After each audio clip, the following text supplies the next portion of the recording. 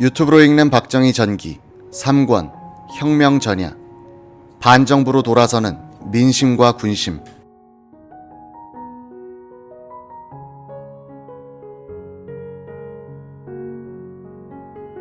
일군사령부 작전처장 이병현 중장은 1961년 4월 초 미국으로 미사일 관련 교육을 받으러 가기 위해 이한림 사령관에게 인사를 하러 갔다. 이한림 사령관은 뒷짐을 지고 창밖을 바라보면서 이렇게 말하는 것이었다. 글쎄, 박정희가 군사혁명을 한대. 이런 중대한 시기에 작전참모가 자리를 비우면 어떻게 하나 하는 뜻이 담긴 말이었다. 이병현 중장의 직속 부하로 있던 작전처에 648기 출신 4과장 조창대, 엄병길, 이종근, 심희섭 중령은 몽땅 김종필 측에 포섭돼 있었다. 이런 사실을 몰랐던 이병형 중장도 박정희 장군이 쿠데타를 꾸미고 있다는 말을 듣고 있었다. 박정희에 의한 혁명 모의는 장교들 사이에서는 공공연한 비밀이었다. 문제는 그런 반란 모의에 대해 들은 많은 장교들이 신고도 하지 않고 속으로는 성공해야 할 텐데 라고 생각하고 있었다는 점이다. 당시 2군 단장은 민기식 중장. 그는 민주당 구파 서민호 의원이 6.25 전쟁 중 현역 장교를 사살한 사건의 군사재판장을 맡았던 이였다. 이승만 대통령으로부터는 사형 선고를 내려라는 압력이 왔지만 정의감이 강한 민 장군은 무기징역을 선고하고는 피신해버렸다. 이런 인연으로 해서 민기식 군단장에게 인사차 찾아온 서민호 부의장을 환영하는 술자리가 있었다. 이 군단 소속 사단장들과 대령들이 참석했다. 이 자리에 있었던 12사단 부사단장 정승화 대령의 기억에 따르면 한 대령이 서민호에게 직설적으로 말하더라고 한다.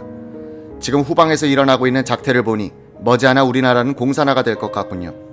그렇게 되면 우리 군인들이 제일 먼저 맞아 죽을 테니 살기 위해서라도 쿠데타를 해야겠습니다. 서민호는 이런 요지에 대답을 했다고 한다. 쿠데타는 원래 최후 수단으로 하는 겁니다. 나라를 구하는 길이 그것밖에 없다는 판단이 섰을 때 하는 거죠. 그러나 우리나라는 지금까지 자유당과 민주당 신파가 다스리면서 망쳐놨는데 나 같은 구파는 아직 건재하고 있어요. 우리 구파가 정권을 잡고 일하는 것을 보아야죠. 구파까지도 안 되겠다 싶으면 그때 해도 늦지 않아요. 12.12 사건 때 계엄사령관이던 정승화 장군은 5.16은 국민과 군인들의 지지를 얻고 당당하게 혁명이라고 선언한 쿠데타였고 12.12는 합법을 위장한 반란이었다고 비교했다. 박정희 장군은 모의 단계부터 거사를 혁명이라 성격 규정했다. 5.16이 성공한 다음 이한림 장군 등 혁명에 반대했던 장군들, 즉 불법인 혁명을 합법적으로 진압하려고 했던 사람들이 반혁명이란 죄목으로 재판을 받았다. 혁명의 본질이 기존 헌법 질서를 무효화하고 새로운 질서를 창출하는 것이기에 이런 세상 뒤엎기가 가능했던 것이다. 반면에 민심과 군심을 얻지 못한 12.12 사건의 주역들은 우리는 혁명을 했다고 당당하게 밝히지 못하고 우리의 행동은 불법이 아니었다는 변명조에 수세적 입장을 취하다가 법률의 해석권을 가진 정치 권력이 바뀌자 감옥으로 가게 됐다.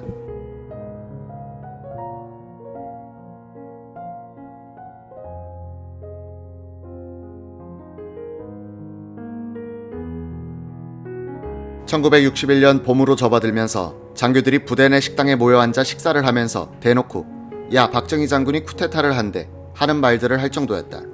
모이자 가운데서는 이런 분위기에 고무되어 우리가 박정희 장군을 모시고 혁명을 준비하고 있으니 참여하라는 식으로 광고를 하고 다니는 이들도 생겼다. 어쨌든 민심과 맞물려 있는 군심은 반정부 쪽으로 크게 선회하고 있었다. 이런 분위기 때문에 박정희의 모의는 여러 번 두설됐으나 적극적으로 신고하려는 사람이 적어 보호를 받을 수 있었다. 이 무렵 김종필과 함께 혁명 모의의 핵심 정보로 참여하고 있던 이석재 중령은 이렇게 말했다. 나는 민심 동향을 살피기 위해서 무교동의 술집에 자주 들렀다. 기자들과 중견 회사원들이 단골인 술집이었다. 내가 군복을 입고 나타나면 술에 젖은 기자들은 농담을 하곤 했다. 이러다 나라가 망하겠소로 시작되는 농담 속에 은근히 군부 거사를 부추기는 언중유골의 메시지가 들어있었다. 민심이 완전히 돌아서고 있다는 자신감을 가질 수 있었다. 이런 공공연한 포섭 공작이 진행되는데 육군 방첩대가 모를 리가 없었다. 박정희 2군 부사령관과 지근거리에 있었던 사람은 2군 사령부 방첩부대장 이희영 대령이었다. 박정희가 2군 부사령관이 되어 대구로 내려오는 것과 동시에 방첩대장 박창록 준장으로부터 그에게 박정희를 엄중 감시하여 일주일에 한 번씩 동태를 보고하라는 지시가 떨어졌다. 이 대령은 또 사상 문제로 그러는구나 라고 생각하고는 대수롭게 여기지도 않았다. 이희영은 또 박정희와 인연이 오래였다. 1954년 박정희가 2군단 포병사령관일 때 이희영은 군단 파견 특무대장이었다. 훗날 장도영 일파 반혁명 사건의 주모자로 몰렸던 이회영 대령은 군단 병기참모였다. 두 이씨는 육사 5기생으로서 박정희가 육사 중대장일 때 생도였으니 일종의 사제간이었다. 박정희는 이 두 후배들을 데리고 개고기를 안주로 막걸리 잔을 자주 기울였다. 이희영은 계급을 떠나서 스스럼 없이 지냈던 그 박정희를 부사령관으로 다시 모시고 있었다. 1961년 1월 어느 날 박정희가 이희영을 관사로 부르더니 편지 봉투를 내놓으면서 꺼내보라고 했다. 유경수가 써보낸 편지와 함께 군고구마 장수 사진이 들어있었다. 박정희는 이자들이 나를 빨갱이라고 감시를 붙여놓고 있는 모양인데 이 대령이 방첩대에 이야기를 해서 이런 일 안 하도록 해주시오 라고 간청하듯 말했다. 이희영은 서울로 올라와서 방첩대장 박창록 준장에게 건의했다고 한다. 정 위험한 인물로 보이거든 옷을 벗기시죠. 그러지 않고 장성을 내놓고 감시하는 것은 좋지 않습니다. 박창록 준장은 우리가 하고 싶어서 하는가 위에서 시키니까 하는 거지 라고 했다고 한다. 6본 수뇌부를 지목하는 말이었다. 대구로 돌아온 이희영 대령이 박정희를 찾아가 박창록 준장과 나누었던 대화를 소개하면서 보고를 올렸다. 심각한 표정으로 듣고 있던 박정희의 반응은 약간 의외였다고 한다. 흥, 저희들이 내 옷을 벗겨? 아마 저희들이 나보다도 먼저 옷을 벗게 될걸.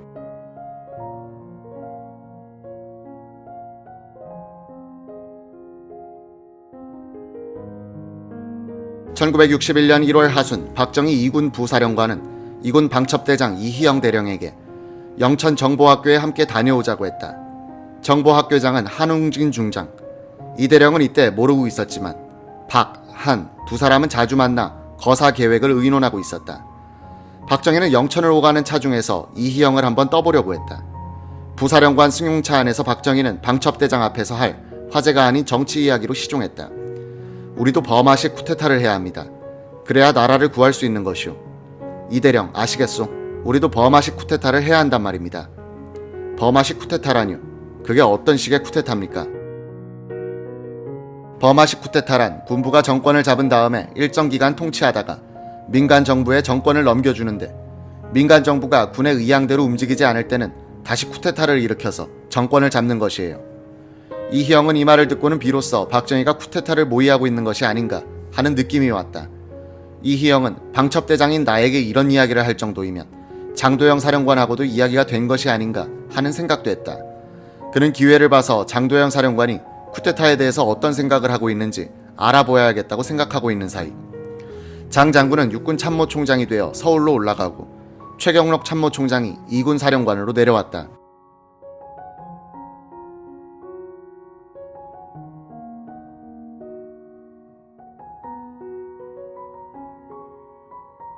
박정희는 이 무렵 자신과 장도영의 관계에 대해서 증언한 적이 있다. 5.16 직후에 있었던 장도영 일파 반혁명 사건 재판의 증인으로 나온 박정희 최고회의 의장이 한 증언이 그것이다. 그 요지는 이랬다. 혁명에 관해서는 과거 장 장군으로부터 실망을 느껴보았으나 가까운 사이이고 하여 다시 그 이야기를 꺼내어 동조할 것을 권고했다. 어떤 때는 동조하는 듯 하다가 또 반대도 하였으며 그 태도가 분명치 않아서 내가 생각하기에는 장 장군은 우리가 암만 설득해보았자 선두에 나서서 일할 만한 결당성이 있는 사람은 아니지만 우리가 성공하여 같이 일하자고 하면 반대할 사람은 아니라는 판단을 했다. 장 장군이 참모총장이 되었을 때 나는 우리가 하고 싶은 대로 사람을 배치할 수 있어서 잘 되었다고 생각했다. 나는 서울에 올 때마다 장 장군을 찾아가서 거사에 대한 이야기를 했다. 그는 동조할 것 같기도 하다가는 구체적으로 따지고 들어가면 말머리를 돌려 회피하고 있었다. 박정희가 군사혁명을 준비하면서 범하식 쿠데타를 염두에 두고 있었다는 것은 주목할 만하다. 박정희는 김종필이 초안을 잡아온 5개항의 혁명 공약에 6항을 직접 써 덧붙였다. 그것이 이와 같은 우리의 과업이 성취되면 참신하고도 양심적인 정치인들에게 언제든지 정권을 이양하고 우리들 본연의 임무에 복귀한다는 문장이었다. 박정희는 정치인들에게 정권을 넘겨준 뒤에도 군대는 정치의 지배를 받지 않고 오히려 정치를 감독하는 대형의 역할을 생각하고 있었다. 버마 이외에도 터키의 군부가 국가 이념의 수호자로 자처하면서 파당적인 정치가들을 감시, 감독하는 역할을 하고 있다. 터키 근대화의 아버지로 불리는 케말 파샤에 심취했던 박정희는 이로부터도 영향을 받았을 것이다. 박정희의 그런 생각은 조선시대와 광복 이후 한국을 지배해온 양반, 문민 정치 세력보다 군대가 더 실용적, 애국적, 자주적이며 선진된 집단이란 역사관을 반영하고 있었다. 박정희 근대화 이념의 핵심인 그의 역사관을 이해하지 못한 일부 학자들은 박정희가 쿠데타로 정권을 잡았다는 자신의 약점을 은폐하기 위해 경제발전에 주력했다는 해석을 하고 있다. 박정희는 군사혁명에 대한 그런 죄책감을 아예 가져본 적이 없는 사람이다. 그는 조선조 양반 세력, 광복 후의 한민당, 자유당, 민주당 세력을 동류의 봉건적 정치 세력으로 보았다. 국가와 혁명과 나의 이런 문장이 있다. 4.19 학생혁명은 표면상의 자유당 정권을 타도했지만 5.16 혁명은 민주당 정권이란 가면을 쓰고 망동하려는 내면상의 자유당 정권을 뒤엎은 것이다. 박정희는 집권 후에는 군인이 일단 정권을 넘겨주면 내부 단결이 깨져 정치에 대한 통제력을 잃게 된다고 판단하고 군복을 벗고 대통령에 출마하는 쪽으로 선회해 버마식, 터키식의 군부 개입을 포기한다. 쿠데타 계획을 전반적으로 지휘하는 박정희 입장에서는 김종필을 중심한 8기 중령급 장교들로서만은 정권을 뒤엎는 행동이 불가능하다고 판단했다. 8기생들은 거의가 사단, 군단, 군사령부의 참모로 있었고 실병 지휘관이 아니었다. 최명신 5사단장, 박춘식 12사단장, 박치옥 공수단장, 문재준 육군단 포병단장 같은 수도권의 실병 지휘관들은 박정희가 육사 중대장으로서 가르친 육사 5기 출신들이었다. 이들 5기 그룹을 포섭하는 데 있어서 박정희의 대리인 역할을 한 사람이 당시 육광구 참모장 김재춘 대령이었다. 1961년 2월 하순 박정희는 서울로 올라오자마자 김대령을 모 요정으로 불러냈다. 여기서 두 사람은 중요한 합의를 했다고 한다. 4.19 기념일에 학생 시위가 발생하면 정부는 수도권 부대를 진압부대로 동원할 것이다. 그때 서울로 들어오는 이 부대를 혁명군으로 이용해 서울 시내의 정부기관을 접수해버린다 라는 시나리오였다. 진압군으로 위장한 혁명군이 합법적으로 서울 시내로 들어오기 위해서는 4.19 그날 대규모 시위가 발생해 정부가 위수령이나 계엄령을 편 다음 진압군을 동원해야 한다. 이 진압작전 계획을 입안할 사람은 수도권을 관할하는 육광구 작전참모 박원빈 중령이었다. 육사 8기인 그는 이미 여러가지 인맥을 통해서 박정희와 연결되고 있었다. 그를 작전참모로 데리고 온 김재춘 참모장, 자유당 말기부터 박정희와 혁명을 모의했던 유원식 대령, 그리고 육사 동기로서 김종필 그룹에 속해 있었던 옥창호, 김형욱 중령으로부터 박정희 장군을 모시고 하는 혁명에 참여할 것을 권유받고 있었던 것이다. 박원빈은 거사 일에는 혁명군 출동 계획으로 둔갑할 이 폭동 진압 계획을 비둘기 작전이라 이름 붙이고 세부 계획을 짜기 시작했다. 이 계획은 3단계로 되어 있었다. 1단계 폭동에 대해서는 서울 시내 5개 헌병대로 대처한다. 시위가 2단계로 악화되면 서울 근교의 제30, 33사단과 제1201 건설공병단 병력을 동원한다. 제3단계에서는 야전군 산하에 1개에서 3개 사단을 서울로 불러들인다. 나중에 해병대와 공수단이 포섭되자 박원빈은 이들 부대도 동원 대상으로 계획에 집어넣었다. 유튜브로 읽는 박정희 전기, 3권, 혁명 전야, 공수단에 이어 해병 여단을 포섭하다.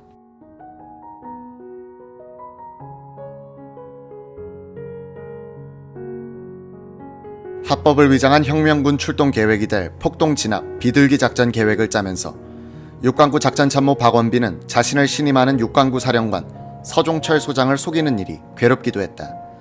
참모장 김재춘 대령은 같은 혁명파니까 이 작전 계획의 숨은 뜻을 알고 결재를 해주는데 서 사령관은 박중영이 올리는 작전 계획서를 검토하고는 칭찬을 아끼지 않았다. 1961년 3월 6일부터 11일까지 이 작전 계획에 따른 훈련이 서울에서 실시됐다. 한강 백사장에 지휘소를 설치하고 도상 연습을 했다. 7일 영등포 육광구 사령부로 박정희 2군 부사령관이 시찰을 나왔다. 서종철은 박원빈으로 하여금 비둘기 작전에 따른 상황 보고를 올리게 했다. 이 계획에 담긴 비밀에 대해서 알고 있는 두 박 씨는 의미 있는 문답을 주고받았다. 다른 사람들은 그 진정한 의미를 알 턱이 없는 문답이었다. 이때까지만 해도 박원빈은 직접 박정희로부터 군사혁명 이야기를 들어본 적은 없었다. 박정희는 보고회가 끝나자 서종철 사령관실로 들어갔다. 박원빈이 따라 들어가서 그동안 바빠서 찾아뵙지 못했습니다 라고 인사했다. 박정희는 곧 연락하겠으니 봅시다 라고 했다. 옆에 앉은 서종철 사령관은 아무런 의심도 하지 않았다. 비둘기 작전 계획에 의해 서울로 들어올 33사단과 김포 해병여단, 공수단, 5사단, 그리고 이 계획에는 없었던 육군단 포병사령부의 지휘부를 포섭하기 위한 공작이 거사 준비의 핵심이었다. 수백 명이나 되는 648기생들은 수도권과 야전군 부대마다 작전참모 등 요직에 박혀 있었다. 육관구 사령부 작전참모 박원빈, 34단 작전참모 201 중령, 33사단 작전참모 오학진 중령, 육군단 포병단 대대장 신윤창 중령이 모두 8기생이었다. 박치옥 공수단장, 문재준 육군단 포병사령관은 645기 출신이었다. 516은 대령급인 645기와 중령급인 8기의 합작품이란 이야기를 들을 정도다. 그때 국군에는 공수단이 하나밖에 없었다. 공수단장 박치옥 대령은 예비사단의 연대장으로 있을 때 장도영 육군참모총장 비서실장이던 안용학 대령을 통해 인사 부탁을 했다. 안 대령은 박 대령과 장도영의 친구인 장익삼 사장을 데리고 총장 공관으로 갔다. 박치옥은 총장에게 말했다. 저는 1사단, 9사단, 논산훈련소, 전주 예비사단만 돌면서 연대장만 하고 있습니다. 이제 보병 병과로서 갈 수 있는 곳은 공수단장뿐인데 꼭 좀 보내주십시오. 장 사장이 나서서 야 하고 싶다는데 한번 하게 해줘라 라고 장도영에게 말했다. 공수단장에는 강원채 대령을 보낼 생각이요. 장 사장이 또 거들었다. 야 강원채나 박치옥이나 똑같다. 강원채는 몸이 너무 커서 낙하산 못한다. 장도영은 마음을 바꿨다. 좋소, 한번 나가보시오. 그 대신 당신은 나에게 충성을 다해야 하오. 박치옥은 그 은덕을 잊지 않겠다고 다짐했다고 한다. 수도권 부대로서 쿠데타에 써먹기 좋은 공수단장에게 박정희 쪽에서 말들이 들어오기 시작했다. 어느 날 1대대장 김재민 중령이 찾아오더니 길재호, 강상옥 중령이 찾아와서 박정희 장군 이야기를 하면서 찝쩍거린다고 보고했다. 박치옥은 별명이 있을 때까지는 그들과 만나지 말라고 지시했다. 박치옥은 645기생도 시절의 박정희 중대장을 기억하고 있었다. 박정희 중대장의 과묵함이 무언가 사람을 끄는 멋이 있었다. 육사에서는 기합과 구타가 횡행했다. 박정희는 그런 짓을 하지 않는 유일한 장교였다고 한다. 그가 주는 기합이란 것은 주말에 외출을 나갈 때 경례 연습을 하고 나가게 하는 정도였다. 한편으로 박치옥은 고향인 황해도에서 공산당에 붙잡혀 한 달간 고생한 적이 있었다.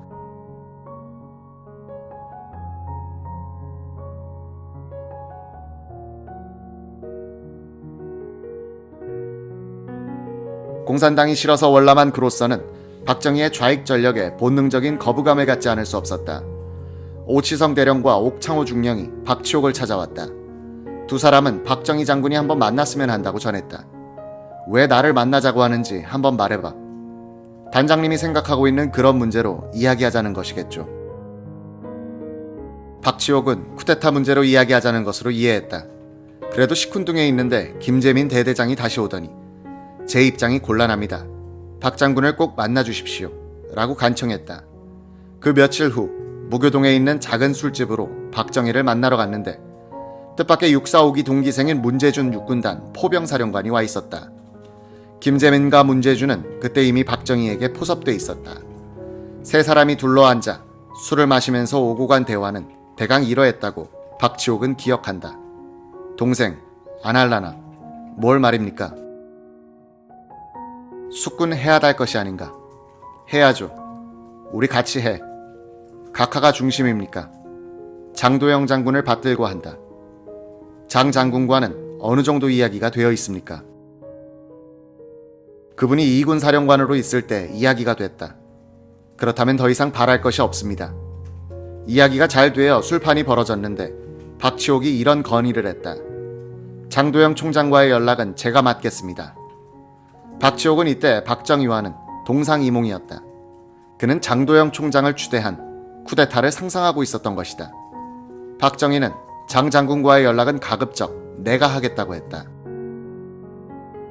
박치옥은 장도영을 추대해 쿠데타를 하겠다는 의논을 장도영과는 한 적이 없었지만 박정희가 장 장군을 받들고 한다는 말을 하니까 마음이 가벼워졌다는 것이다. 박치옥은 장도영이 군사혁명을 지원하고 있는 줄 알고 모의 과정에 참여한 경우다. 박치옥은 옆자리에 있는 문재준에게 맞은편에 앉아있는 박정희를 바라보면서 박 소장은 남로당인데 라고 귀옛말을 했다. 문재준은 지금은 아니야 라고 속삭이듯 말했다.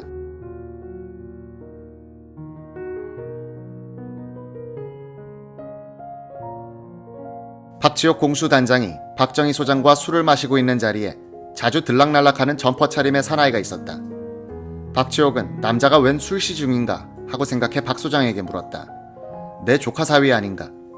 이래서 박 대령은 자신의 운명을 바꿔놓을 사람과 초대면을 했다.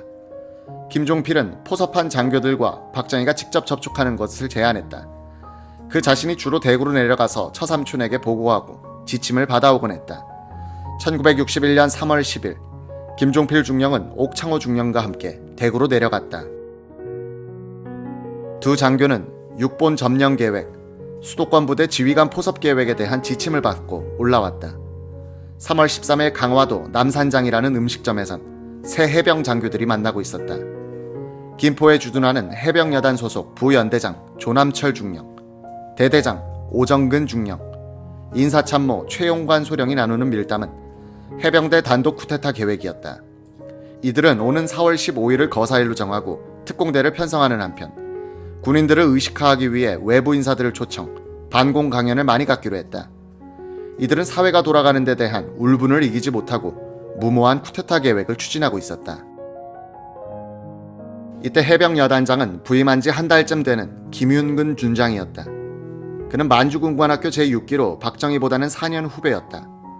그는 4.19 후 이상한 악역을 맡은 적이 있었다. 허정과도 정부는 뚜렷한 이유 없이 김동화 해병소장을 예편시켰다.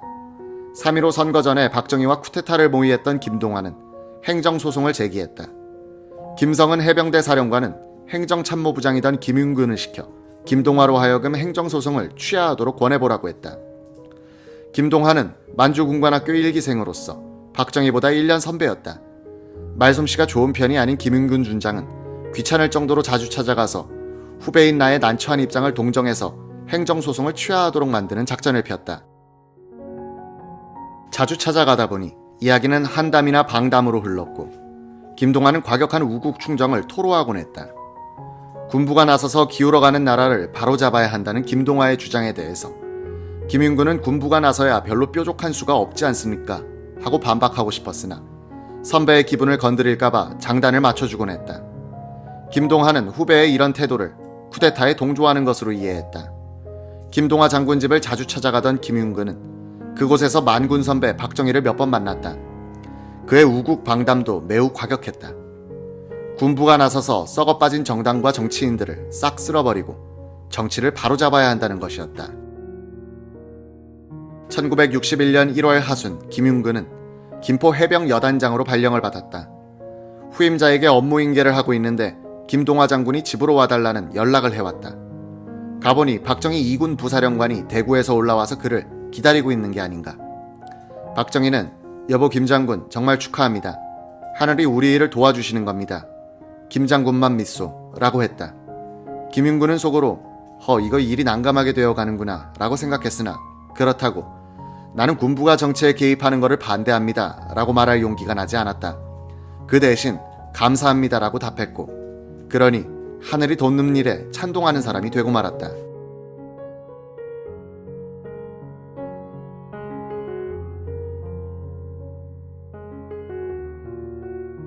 수도권을 위협할 수 있는 김포에 주둔한 해병여단은 비록 연대 규모이긴 했지만 그 전략적 위치로 해서 쿠데타를 성공시킬 수도 막을 수도 있는 잠재력을 갖고 있었다. 김윤근 여단장이 부임한 지 한 달쯤 지난 3월 중순 저녁에 인사참모 최용관 소령이 조남철, 오정근 중령을 안내해 여단장을 찾아왔다.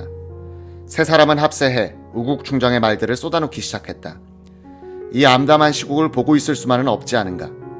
군부가 구국 차원에서 나서야 되지 않겠는가 하는 토로였다. 김 여단장은 정치는 정치인에게 맡겨두어야 하고 군인은 국방에만 전념해야 한다고 타일러서 돌려보냈다. 약 일주일 후 세 사람은 다시 찾아왔다. 그들은 또 군부가 나서야 한다고 역설했다. 김 여단장은 속으로는 동지가 나타난 것이 기뻤지만 신중을 기하기 위해서 정색을 했다. 그런 말 하려거든 앞으로는 내 앞에 나타나지 마라. 새 장교는 사과를 하고는 물러났다. 다음날 김윤군은 세 사람의 사람됨을 조사시켰다. 입이 무겁고 책임감이 강한 사람들이라는 평이었다. 며칠 뒤 세 사람은 다시 여단장을 찾아왔다. 이 무렵 우리 학생들은 판문점에서 북한 학생들과 만나서 통일 문제를 의논해보자고 나서고 있었다. 세 사람은 이 현상을 화제로 올리면서 학생들의 불장난이 나라를 위태롭게 하는데 군부가 수수방관만 할 수 있느냐고 흥분했다. 도대체 군부가 나서서 무엇을 어떻게 하겠다는 거야? 계획이라도 있으면 설명해봐. 세 사람은 구상하고 있던 해병대 단독 쿠데타 계획을 설명했다. 해병연대의 일부 병력을 끌고 나가서 정부 청사를 점령하고 요인들을 체포한다는 것이었다. 그런데 그 뒤의 계획이 엉성하기 짝이 없었다. 새 정부를 어떻게 구성하고 정치를 어떻게 해나갈지에 대한 부분은 백지 상태였다. 정부를 뒤엎은 후에 더 잘할 수 있는 방도가 없다면 공연히 혼란만 일으키는 게 아닌가. 그러니 여단장님을 모시고 하자는 것이 아닙니까? 김윤군 준장은 웃으면서 말했다. 나도 정치를 잘 모르고 그러나 당신들이 나를 지도자로 삼고 혁명 거사를 하자는 것이라면 함께 의논해 봅시다. 우선 논의하기 전에 다짐받을 것이 있어. 혁명이란 대사를 논의할 때는 일신의 영달이라는 불순한 동기를 게재시키면 내분이 생겨 혁명은 실패해. 세 사람은 일신의 영달을 위해서 혁명을 하자는 것이 아니라고 자신있게 맹세할 수 있는가? 세 사람은 우리는 절대로 일신의 영달을 위해서 혁명을 하자는 것이 아니다라고 맹세하고 김윤근도 맹세했다. 그런 뒤 김윤근은 박정희 장군과 김동하 장군이 주동하여 혁명을 계획하고 있다는 사실을 털어놓았다. 그는 바로 그 자리에서 오정근 중령의 대대를 거사부대로 지정했다. 병력 보충이나 물자 보급에서도 오정근의 부대를 중점적으로 지원하기로 했다. 박정희는 공수단에 이어 해병여단을 포섭함으로써 쿠데타를 하는데 적합한 기동력을 확보했다. 유튜브를 읽는 박정희 전기 3권 혁명 전야 부국 강병과 반공.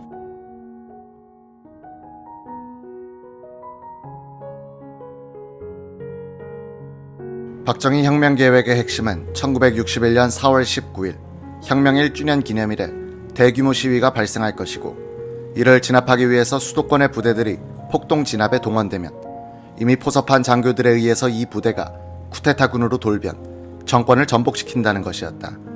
이 계획의 전제가 되는 것은 4월 19일에 과격한 학생 시위가 발생해야 한다는 것이었다. 혁명 모의 세력은 학생들을 포섭해 시위를 일으키도록 하는 이른바 데모 유치 공작을 꾸민다. 이 공작 이야기는 일종의 공간사인 한국군사혁명사에는 빠져있다. 이 혁명사의 원본이 된 비공개 혁명실기에는 적혀있고, 이낙선의 혁명 참여자 증언록엔 자세히 그 경과가 실려있다. 혁명사가 발행될 때는 박정희 윤보선 후보가 대결한 제5대 대통령 선거 투표일을 앞두고 있어 쿠데타를 일으키기 위해서 학생들을 선동했다는 내용을 빼버린 것으로 추정된다. 혁명실기는 데모 유치 공작이 김종필 중령과 박종규 소령에 의해서 주로 이루어졌다고 적고 있다. 국방부에서 근무하고 있던 박 소령은 미국 보병학교에서 유격 특수교육을 받은 경험이 있었다. 김종필은 평소 자신의 은혜를 많이 입은 박종규에게 특명을 내렸다. 3월 초순 박종규는 우선 서울대, 고려대, 건국대 학생들을 포섭해 의식화하는 일에 착수했다. 영어를 꽤 잘하는 박종규는 알고 지내는 터키계 미국 여성 사이데 양의 신당 동집을 의식화 토론 장소로 빌렸다. 첫 회합은 3월 7일 저녁 8시에 있었다고 혁명실기는 적고 있다. 참석한 학생들은 건국대 정치과 조병규, 이두현, 고려대 정혜과 김수길 등 학생회 간부였다는 것이다. 이들은 자유토론에서 4.19 의거 학생들의 열망을 배신한 장면 정부를 뒤엎어야 한다는 과격한 토로를 했다. 박종규는 이들의 토론 상황을 미리 장치한 녹음기에 담았다. 박소령은 이틀 뒤에는 10여 명의 학생회 간부들을 다시 불러 모아 의식화 토론을 가졌다. 박종규로부터 학생들의 동태를 전해들은 김종필은 행동대를 조직하도록 지시했다. 박소령은 학생회 간부 5명을 뽑아 각자 10명씩의 학생들을 포섭하도록 지시했다. 박종규는 이들을 일종의 특공대로 만들어 비밀 훈련을 실시했다고 한다. 이런 공작과 포섭에는 자금이 필요했다. 혁명실기는 당시 비용은 김종필 중령이 김용태의 협조를 얻어 부담했는데 300만 환이 소요됐다. 김 중령도 전역하며 받은 퇴직금 100만 환을 다 쓰고도 모자라 부인의 갯돈까지 동원해 학생들이 데모때 뿌릴 전단 2만 장을 인쇄했다고 기록했다. 전단의 서두는 이러했다. 학생이여 걸기하자. 4.19의 피가 헛되었다. 이런 사회를 만들기 위하여 피를 흘렸던가. 박종규는 학생들과 자주 접촉하는 자신의 신분을 위장하기 위해서 기자를 사칭했다. 친구가 경영하는 대륙통신사에 가서 이번에 군에서 제대를 했는데 내 취미가 사진 찍는 것이다. 사진을 찍어 전시회를 열려고 하는데 기자증을 하나 만들어주게 라고 부탁했다. 사진기자 박종규는 카메라를 메고 다니면서 학생들을 만났다.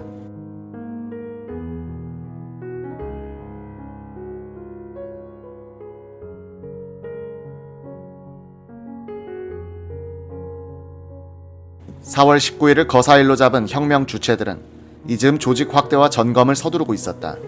3월 15일 김종필, 오치성, 유승원, 이석재, 옥창호, 길재호, 김형욱, 신윤창, 박종규는 명동 신도호텔 2층 객실에서 만났다. 이들은 몇 가지 사항에 합의했다. 1군 사령부 내의 공작은 조창대 중령에게 일임하고 수시로 감독한다. 해군, 공군, 해병대 등 타군 및 2군과의 연락은 사장과 김종필에게 맡긴다. 공수단은 오치성과 김영욱이 책임진다. 33사단은 작전참모 오학진 중령을 포섭해 책임을 맡긴다. 박종규 소령은 사장의 신변 경우에 책임을 진다. 다음날 김동환, 김영욱 중령이 대구로 내려가 박정희로부터 새로운 지침을 받고 올라왔다. 3월 22일에는 군인들뿐만 아니라 장면 정권과 보수층을 크게 자극하는 시위가 일어났다. 혁신계가 주동한 악법 반대 걸기대회가 폭력화된 것이다. 4.19 이후 표면으로 나온 혁신계 속에는 좌익도 포함돼 있었다. 1961년 2월 13일에 조용수를 사장으로 하여 창간된 민족일보는 장면 내각 비판을 극렬하게 전개했다. 당시 장면 정부는 좌익의 발호를 차단하기 위해서 보안법과 반공법을 강화한 반공임시특례법안을 만들어 국회에 제출해놓고 있었다. 혁신계와 민족일보는 이 법이 통과되면 자신들이 설 자리를 잃게 된다고 판단, 공세를 강화했다. 3월 22일 오후 2시 서울시청 앞 광장에는 약 10,000명의 군중이 모였다. 그들은 밥 달라고 우는 백성, 악법으로 살릴 소냐라고 외치면서 연좌농성을 벌인 뒤 장면 총리의 사저가 있는 명륜동으로 행진하기 시작했다. 해화동에서 경찰은 약 30발의 최루탄을 쏴 시위대를 해산시켰다. 밤이 되자 시위대는 횃불을 들고 중앙청 문을 부수고 일부는 택시를 잡아 타고 난동을 부렸다. 이 시위에 맞서 우익단체에서는 반공법 지지 시위를 벌였다. 마치 광복 뒤에 좌우익 대결을 연상시키는 사건이었다. 그 다음날 김종필과 오치성은 서울 근교에 주둔하는 33사단 작전참모이자 육사 동기인 오학진 중령을 서울 소공동 일식집 남강으로 초대해 자연스럽게 어지러운 시국에 관련한 이야기를 유도했다. 민주당 정부는 반공에서는 자유당보다 더 무능하다. 이대로 가다가는 공산당과 싸워보지도 못하고 저들의 수중에 들어갈 판이다. 조국을 구출하는 일은 우리 장교들이 걸기하는 것뿐이다. 그러면 육군 장성들 가운데서 가장 신망이 높고 양심적인 사람을 꼽아보라. 박정희 장군, 한신 장군. 우리하고 생각이 같다. 우리가 바로 그 박 장군과 손잡고 일하고 있다. 이런 식으로 자연스럽게 포섭된 오학진 중령은 33사단 병력을 혁명에 동원하기로 합의했다는 것이다. 이 무렵 졸업을 앞둔 육사 17기 생도들 가운데서도 쿠데타 계획을 세우는 이들이 있었다. 이 사실을 탐지한 한 장교가 주동 생도를 찾아가서 야, 좀 기다려. 우리가 다 준비하고 있어 하고 말렸다. 정부가 무능하고 만만하게 보이니까 생도들까지 정권 탈취를 꿈꿀 정도였다.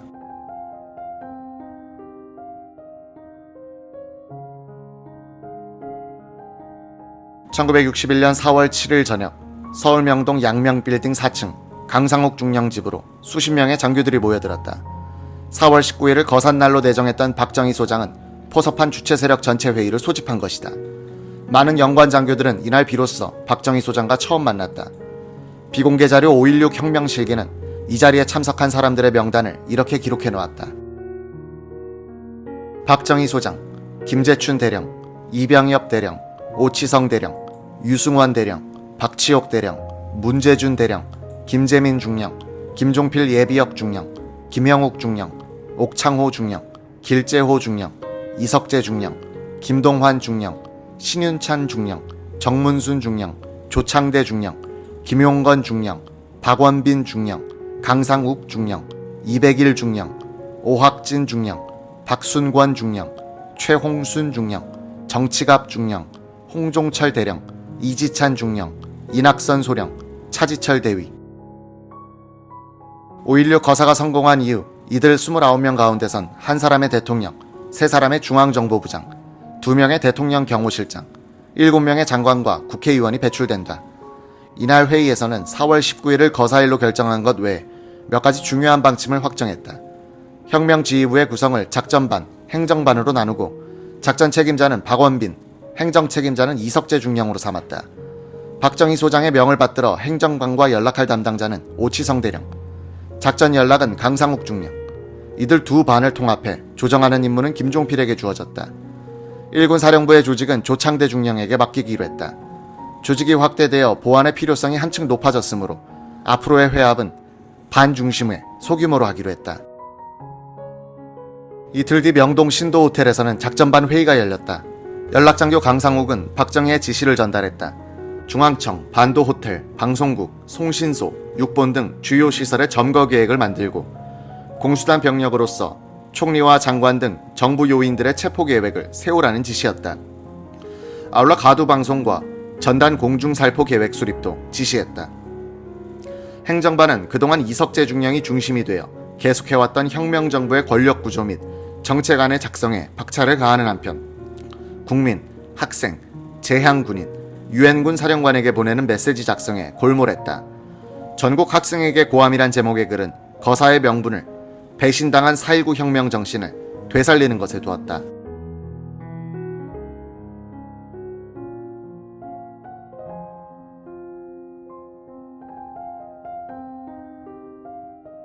전략군은 이 모든 만국 멸민의 화근을 과감히 발본하여 정치를 혁신하고 국가 경제의 안정, 국민 도의의 앙양, 반공 자주 통일을 성취해서 국군의 신장을 기함과 아울러 세계 자주 열광과 더불어 공존 공영, 세계 평화의 공헌함이 시대적인 요청이며 국가민족의 지상명령임을 신념하고 권기 행동한 것이다.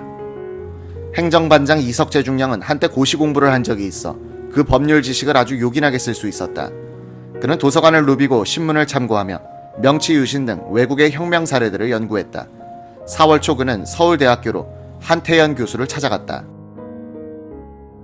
고시 공부를 할 때 한 교수의 저서를 달달 외우다시피 했던 이석재 중령은 세상 돌아가는 이야기를 주고받으면서 생각을 떠보려고 했다. 한 교수는 우리 사회에 무엇인가 큰 변화가 있어야 한다는 데는 공감하면서도 군인들이 집권할 가능성을 아주 낮게 보고 있었다. 그때 장면 총리가 여러 차례 쿠데타 계획에 대한 정보 보고를 받고도 신속히 조치를 취하지 않은 이유 중에 하나로 민간 정치인들의 머릿속에는 군사 쿠데타에 의한 집권이란 개념이 아예 들어있지 않았다는 점을 들 수 있다. 조선조 개국 이후 정치를 독점해온 문민 정치인들의 입장에서는 군인에 의한 정변은 외국에서나 있을 수 있는 일이었다. 12세기 고려 무신의 날이란 단 한 번의 군사정변밖에 없었던 우리나라의 정치 생리에 비추어 군인의 무력을 앞세워 정권을 장악한다는 것은 그들의 상상력 바깥에 존재했다. 이석재가 혁명 이후의 국가구조와 정책을 그리는 데는 박정희와 김종필로부터의 지침과 제안이 뼈대가 됐다. 이석재는 일찌감치 부국강병과 반공을 국정 목표의 제1의로 삼았다. 이중령을 비롯한 주체 세력의 태반이 공산당이 싫어서 월남한 장교들이었으므로 노골화된 좌익활동에 대한 반응은 유달리 예민했다. 이석재가 계획서를 만들고 있을 무렵에 김포 해병여단 소속 장교 2사람이 한낮에 종로 뒷골목에서 깡패들에게 몰매를 맞는 사건이 일어났다. 이 소식을 들은 해병여단에서는 트럭 2대의 군인들을 태우고 달려와 종로 일대를 포위하고는 깡패들을 잡아내 개패듯이 두들겼다. 경찰력이 약화되니까 곳곳에서 군인들과 깡패들이 격돌하는 풍경이 벌어졌다. 이석재는 깡패 속탕을 혁명 후 사업 리스트에 올렸다. 혁명 후의 국정방향 수립에 참여한 박정희, 김종필, 이석재 3사람은 일본의 자주적인 근대화 혁명인 명치유신에 대한 이해가 깊었다. 자연히 국가 근대화란 말이 혁명 이념으로 등장했다. 당시 제3세기에서 유행하던 군사 쿠데타의 대부분은 민족주의를 명분으로 내세웠다. 반면 박정희는 근대화, 즉 경제 발전을 핵심 목표로 하는 혁명을 추진한 점에서 특이하다. 박정희는 1951년 6.25 동란 중에 이미 공산화를 막기 위해서는 빈곤 퇴치뿐이다라고 말하곤 했다. 5.16 혁명의 특이점은 민간 정치인이나 관료 출신도 아닌 군인이 경제 개발을 혁명의 중점 목표로 설정한 점이다. 박정희는 정치적 문제의 근본이 경제라는 점을 이해한 사람이었다. 그가 한때 사회주의에 경도됐다가 배우고 나온 점이 하나 있다면 경제란 하부 구조가 정치, 문화 등 상부 구조를 지배한다는 시각이었을 것이다. 국가재건 최고회의와 경제기획원, 그리고 중앙정보부 설치는 김종필의 발상이었다. 정보장교 출신인 김종필은 미군으로부터 미 CIA에 대한 강의를 여러 번 들었다. 그는 여러 정보기관을 통합, 조정하여 국가적 차원의 정보 판단을 할 수 있는 기관으로서 CIA와 같은 국가정보기관의 설치를 생각했다고 한다. 아울러 혁명을 뒷받침할 무서운 기관으로서 수사권을 부여하기로 했습니다.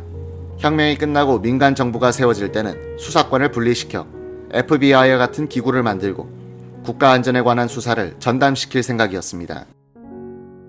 유튜브로 읽는 박정희 전기, 3권, 혁명 전야, 백운학의 예언.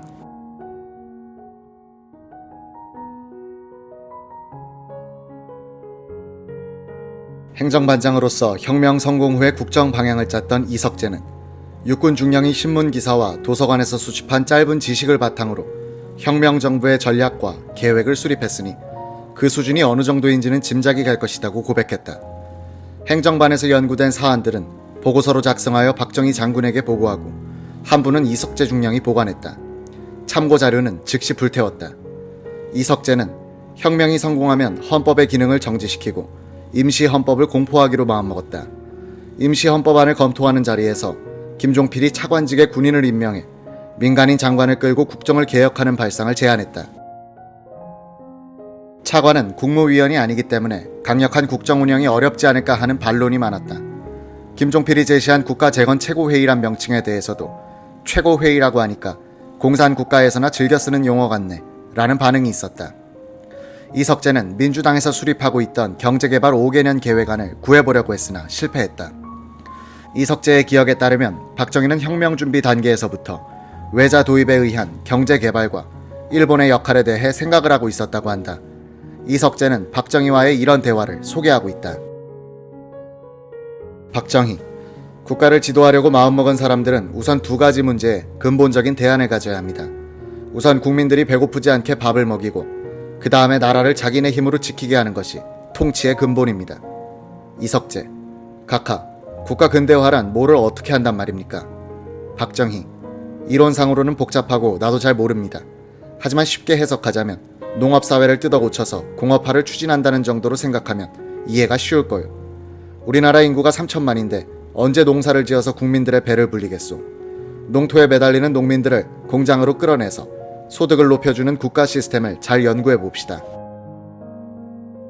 이석재, 공장 지을 돈은 어디서 조달합니까? 박정희, 가진 게 없다고 굶어 죽을 수는 없으니까 우선 급한 대로 돈 있는 집에 가서 돈을 좀 빌려다가 장사를 해서 갚으면 될 게 아니오. 그때 혁명 주체들은 자신들이 미군 몰래 병력을 동원하여 혁명을 일으키면 미국이 원조를 끊을 것이라고 걱정했다. 박정희는 너무 걱정하지 맙시다. 미국 문제도 잘 해결될 거요.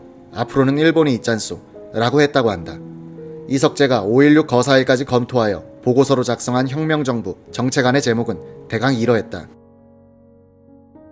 임시헌법 제정, 국가재건 최고회의 구성, 반공태세의 실질적 정비 및 강화, 민족 자주외교의 정비 강화, 재건 국민운동 전개, 정치활동 금지와 정당 사회단체 해산, 폭력배 단속과 사회 정화, 교통질서 확립과 공중도덕 양양, 병역 기피자 처리, 밀수 근절과 세리 부패 방지, 공무원 인사제도 개혁, 행정관리 제도 개혁, 공무원 처우 개선, 금융민주화, 부정축제자 처리, 원조 효율의 제고, 세제 개혁, 언론계 정비, 증권시장 육성, 중소기업 육성, 수출진흥과 수입시책, 산림녹화 및 조림사업 강화, 농협의 운영 쇄신과 확대, 광산개발 촉진, 민족예술문화의 진흥, 수리사업의 혁신. 4월 19일로 거사일이 결정되자 주체세력 장교들은 자신들에게 부여된 임무에 따라 구체적인 행동 계획에 들어갔다. 김종필은 서울 중구 정동에 있던 KBS 점령 계획을 세운다. 장면 총리 체포 계획을 세운다 해서 바쁘게 돌아다녔다. 공주중학교 후배인 김석야는 그때 방송작가로 근무하고 있었다. 어느 날 김종필이 김석야를 찾아왔다. 근처 다방으로 후배를 불러낸 김종필은 나는 요사이 따라다니는 사람이 많아 라면서 벽을 등지고 앉았다. 그는 우리 아이를 어린이 합창단에 넣으려고 하는데 무슨 방법이 없을까 하고 말을 꺼내더니 나라가 이러다간 안 되겠어. 토치카 공사비까지 중간에서 다 떼먹으니 전쟁 나면 우리 사병들이 다 죽게 생겼어 라고 했다. 며칠 뒤 김종필은 또 방송국에 와서 이번엔 좀 이상한 질문을 했다. 방송국에서 방송을 내보낼 때 키 같은 게 있는 거요. 주 조정실이라는 데서 합니다. 거기서 연희송신소로 전파를 보내면 방송이 됩니다. 숙직은 어디서 하오? 김석야는 김종필을 데리고 당직실을 구경시켜주었다. 그는 방송국을 견학하러 와서 당직실을 보자는 사람은 처음인데 하는 생각만 했다. 김종필은 방송국의 구조를 확인한 뒤에는 총리 체포조의 팀장인 박종규 소령을 데리고 반도 호텔에 들어가서 이것이 총리실이다 라고 가르쳐 주었다. 정일영 외무장관의 체포를 책임진 오치성 대령은 공수단 1개 분대를 배정받아 놓고 있었다. 그는 잡지에 난 정일영의 얼굴 사진을 오려서 갖고 다녔다. 전화번호부에서 정일영의 주소를 알아내 지형 정찰을 해뒀다. 김종필 중령과 함께 정군운동을 주동했다가 함께 강제에 편당했던 석정선은 혁명 모의에서는 빠져 있었다. 그는 트럭을 2대 가지고 업자에게 빌려주는 운송사업을 하고 있었는데 교통사고를 자주 일으켜 골치를 썩이고 있었다. 석정선이 하루는 김종필을 찾아오더니 점을 보러 가자고 했다. 두 사람은 정동의 한 여관 한 채를 빌려 손님을 맞던 백운학을 찾아갔다. 먼저 온 여자 5-6명이 기다리고 있다가 안에서 부르면 들어가곤 했다.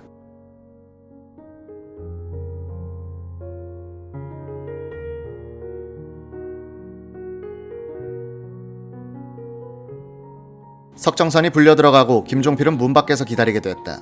백운학은 석정선의 관상을 보다 말고 힐끗 김종필을 쳐다보더니 한마디 했다. 혁명하시누만. 김종필은 거의 반사적으로 이렇게 말했다. 아니 누굴 죽이려고 그러시오. 다 됐어요. 걱정 마시오. 혁명하겠다고 얼굴에 다 쓰여 있는데 뭘 그러시오. 내 관상은 볼 필요가 없어요. 그 친구나 잘 봐주시오. 백운학은 석정선을 쳐다보더니 대뜸 이렇게 말하는 것이었다. 어허 그거 파시오. 네 발 달린 거 가지고 다니는만 그게 사람 죽여요. 빨리 파시오.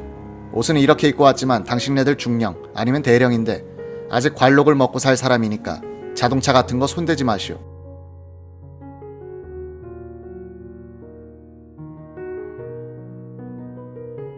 (1961년) 봄 미국 정부도 장면 정부의 지도력에 회의를 갖기 시작한다.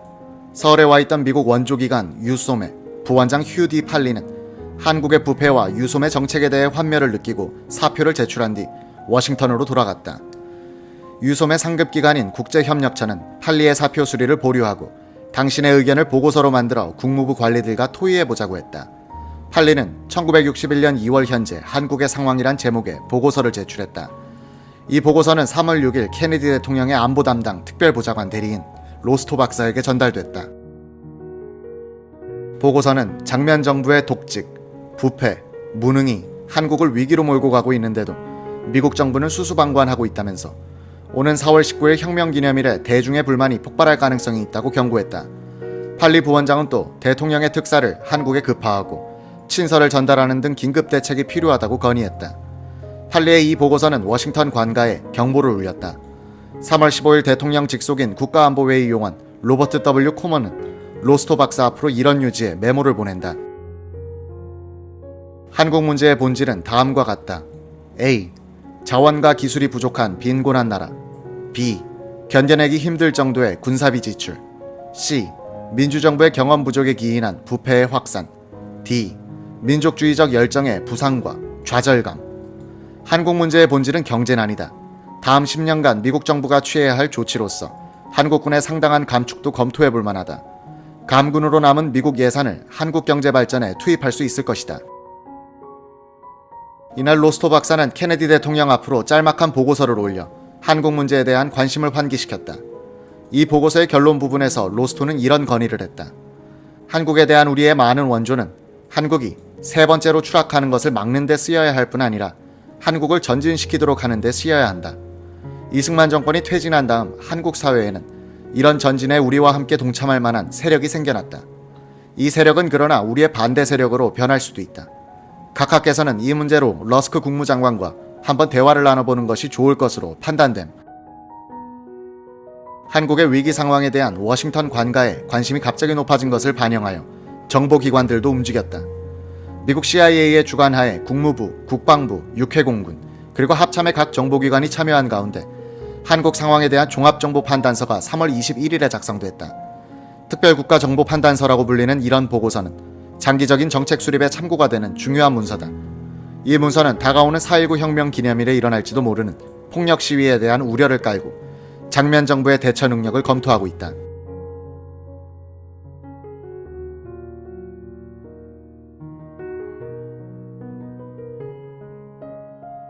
이 보고서는 장면 정부가 정치적으로는 사면 초과의 상태에 몰려 있다고 진단했다.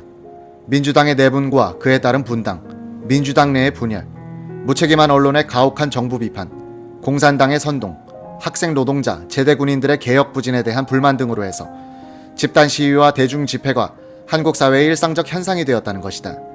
이 보고서는 또 경찰과 공안기관은 계속되는 숙청과 조직 개편 때문에 능력과 사기면에서 크게 약화되어 폭력 시위가 일어났을 때 효과적으로 대처할지 의심스럽다.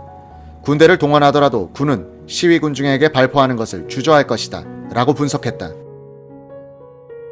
부정부패는 한국 사회의 모든 계층에 보편화되어 있으며 민주화됐다고 해서 옛날에 비해 달라진 것이 하나도 없다.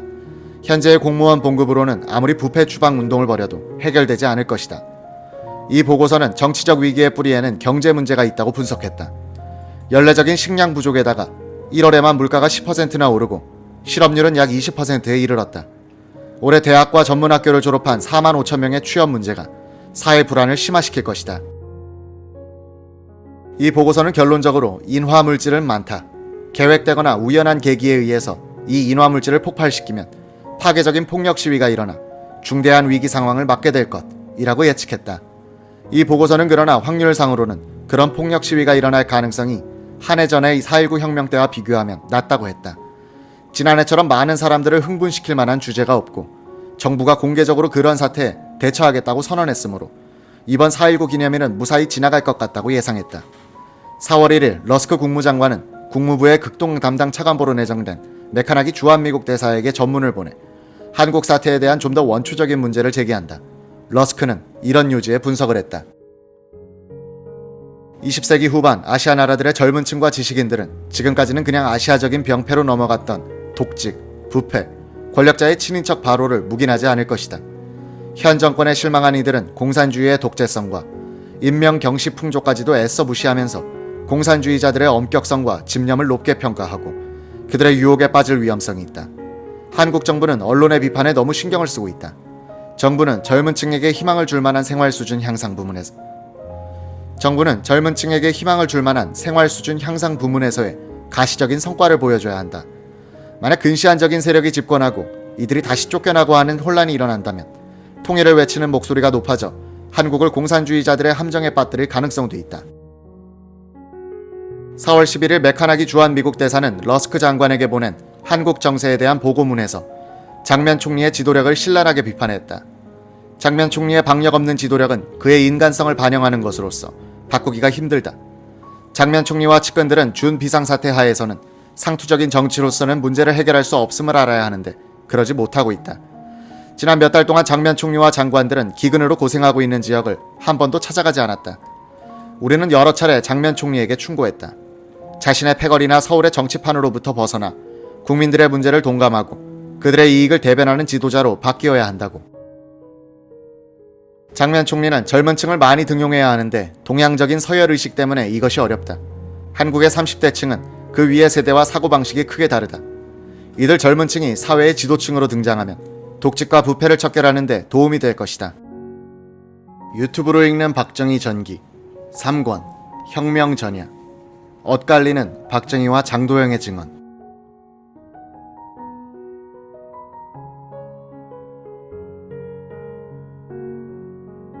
(1961년) 봄 강원도 화천 북방 사창리에 있던 15사단장 유양수 소장은 어느 날 아침에 일어났다가 깜짝 놀랐다. 사단 작전 지역 내 산기슭 여기저기에서 연기가 피어오르고 있었다. 헌병 부장을 시켜서 알아보게 했다.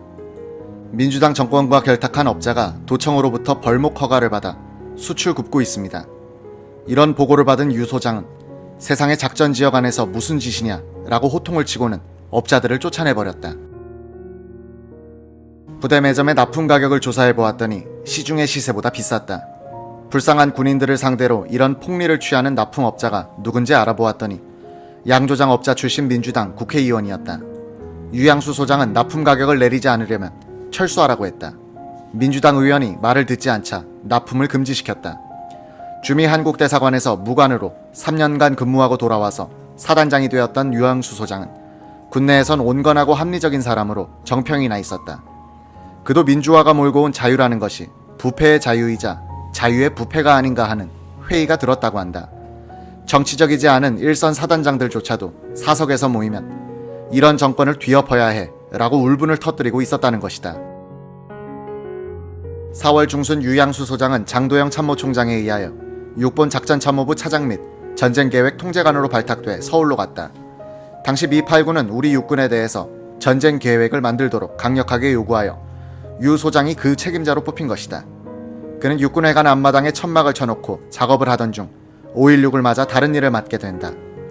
당시 육본의 부관감은 유양수와 동기인 방희 장군이었다. 부관감은 영관 끝까지의 육군 인사를 관장하는 요직이었다. 방희 장군은 박정희가 육사 중대장일 때 생도로서 교육을 받았다. 그는 박정희에 대한 강렬한 기억을 한 토막 갖고 있었다. 1949년 박정희가 군복을 벗고 육본 정보국에서 민간신문으로 일하고 있을 때였다. 방희 대위는 동기 김홍식과 함께 수표동의 방 2개짜리 요리집에서 술을 마시고 있었다. 옆방에서는 박정희가 만군 시절 친구인 이주일, 윤태일과 함께 술을 마시고 있다가 방희 쪽으로 옮겨 합석했다. 한참 술을 마시고 있는데 순찰 중이던 용산 헌병대장이 들어왔다. 헌병대장은 박정희와는 평소 무슨 유감이 있었던지 기분 나쁜 이야기만을 털어놓았다. 묵묵부답하던 박정희는 꿀이 담긴 접시를 말없이 손으로 받쳐들더니 헌병대장의 얼굴을 향해서 던졌다. 헌병대장의 얼굴에선 꿀물이 줄줄 흘러내리고 접시는 산산조각이 났다. 낭패를 당한 헌병소령은 권총을 뽑아 장전했다. 죽여버리겠다고 소리치면서 박정희를 향해 조준했다. 박정희는 태연자약의 묵묵부답 그대로였다. 방위대위가 상을 넘어가서 권총을 빼앗고 운전병을 불러 헌병대장을 태워보냈다. 그래도 박정희는 말없이 술만 마시고 있었다. 방위 장군은 최근 노병의 추억이라는 책에서 이렇게 썼다. 만약 그때 그 헌병소령이 취중에 방아쇠를 당겼더라면 역사는 달라졌을 것이다. 궁정동에서의 최후 때도 같은 광경이 재현되었을 것이라고 확신하기에 무엇인지 운명적인 종생의 길이 아닌가 느끼게 된다.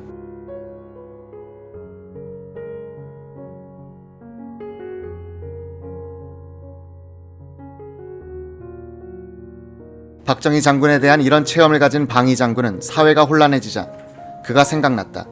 방희는 박정희를 단독으로 찾아가서 혁명의 불가피함을 역설했다. 이때도 박정희는 묵묵부답이었다. 5.16 새벽에 육본으로 달려간 방희는 용변을 보고 나오던 박정희 소장과 맞닥뜨렸다. 두 사람은 어색한 웃음을 짓고 헤어졌다고 한다. 박정희는 좀처럼 속을 드러내지 않았다. 그의 침묵은 상대를 긴장시키고 상대를 자신의 자장 안으로 끌어들이는 힘이 있었다. 박정희가 거사일로 정한 4월 19일은 다가오고 있었다. 박정희의 증언을 듣는다.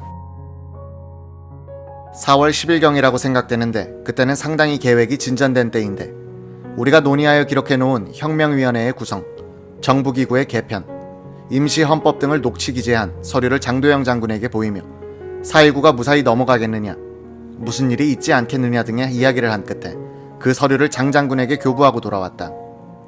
그런데도 장 장군이 군사혁명이 있으리라는 것을 전혀 알지 못했다는 것은 말이 안 되는 말이다. 이상의 진술은 5.16 거사 뒤에 장도영과 그 측근들이 반혁명 재판을 받고 있을 때 박정희가 증인 자격으로 한 내용이다. 신동화 1984년 8월호에 실린 장도영의 회고는 다르다. 4.19 혁명 1주년을 4, 5일 앞둔 일요일 아침 내가 총장 공관에서 정장으로 단장하고 육군 본부 교회에 나가려고 현관에 나서자 박정희 장군이 불쑥 나타났다. 그는 이군 상황과 4.19 혁명 1주년 기념일에 대비할 계획에 대해 보고할 일이 있어서 잠깐 들렀습니다. 시간을 좀 내주십시오 라고 하는 것이었다. 나는 당신 보다시피 지금 예배당으로 가는데 시간이 다 됐다고 하였더니 시간은 얼마 걸리지 않습니다. 속히 간략하게 말씀드리겠습니다 하므로 할 수 없이 현관에서 다시 응접실로 돌아와 둘이 마주 앉았다. 당시 육군은 이미 3월에 서울지구 주둔부대와 일선 제5사단의 출동을 포함한 폭동 진압과 질서 유지를 위한 비둘기 작전 계획의 지휘부 연습을 끝내고 이번에 무슨 시위 난동이 있어서 계엄이 선포되면 계엄 업무를 한번 본격적으로 철저히 수행할 준비를 갖추고 있었다. 박정희는 4.19에는 무엇이 꼭 일어날 것이라면서 지금 군사령관도 부재 중이고 해서 제가 대략 계엄 시행 계획을 작성하여 놓았습니다 하며 접은 원고지 몇 장을 내놓았다. 나는 잘했소 하면서 시간이 있을 때 읽어보지요 하고 표지에 서울지구 계엄 실시 계획안이라고 쓰인 원고를 옆에 서 있는 부관에게 주며 저 책상에 갖다 두라고 하고 일어나서 예배당으로 향했다. 그날 저녁 책상에 있는 그 계획서를 잠깐 들여다보니 계엄이 선포되면 그 해당 지역에 군정을 실시하게 되는 것이며 전국 또는 서울 지역의 계엄일 경우에는 현행 헌법에 의해서 육군 참모총장이 계엄사령관이 되며 계엄 업무를 육군의 일상 업무와 분리하기 위해서 별도로 계엄사령부를 설치하고 별개의 참모진으로 그 업무를 수행케 한다는 내용 등이 포함되어 있었다. 부대 배치 약도가 첨부되어 있었다. 아무 특이한 것도 없었고 또 그 내용이 이미 비둘기 작전 계획에 포함되어 있는 것이어서 박 장군 자신이 제6관구 사령관과 긴밀한 연락을 해야 할 따름이라고 생각했다.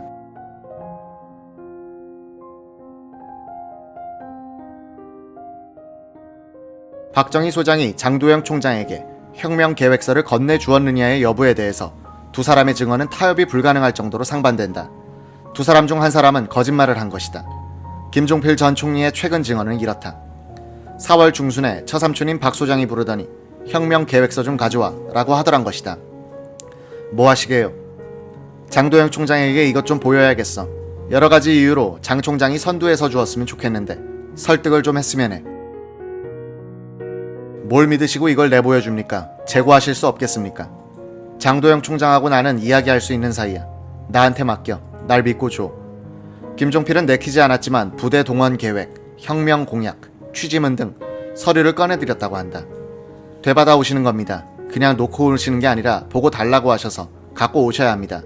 원본인데 사본은 없습니다. 김종필은 혁명 계획서를 건네주면서 원본은 천장 위에 숨겨놓고 사본을 박정희에게 넘겨주었다고 한다. 그런데 그분이 염려마 하시면서 가져가셨는데 나중에 올 때는 이걸 놓고 오신 겁니다. 가슴이 덜컥했죠. 대체 뭘 믿고 그걸 놓고 오셨습니까? 하고 따졌어요.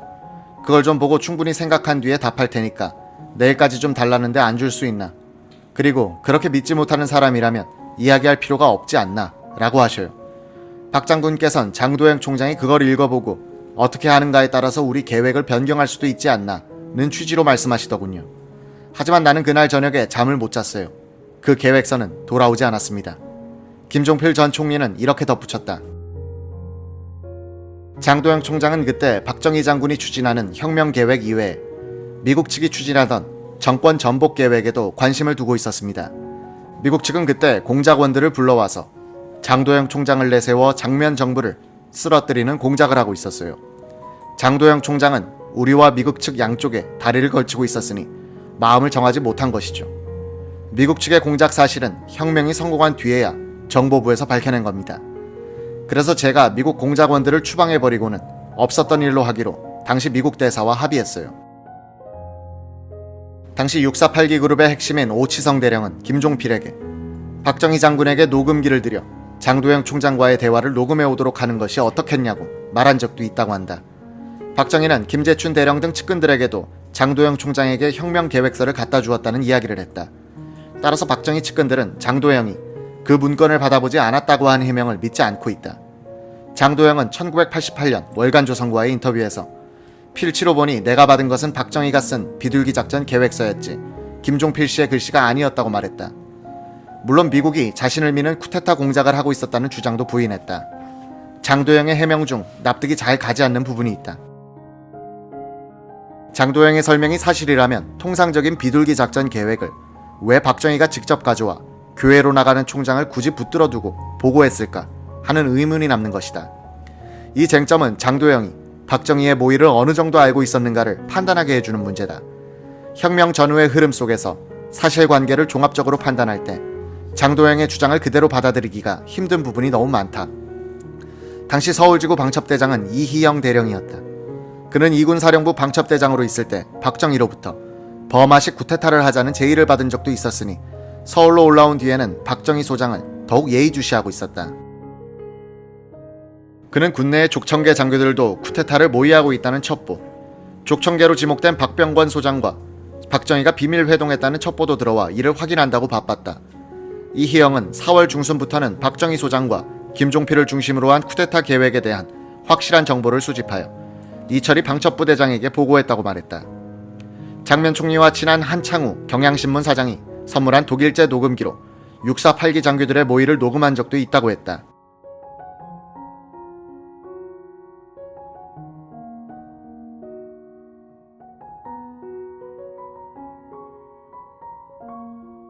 이들이 무교동의 한 호텔에서 비밀리에 만나는 것을 주체 세력 내에 박아둔 프락지로부터 미리 통보받아 그 방에 녹음 장치를 했다고 한다.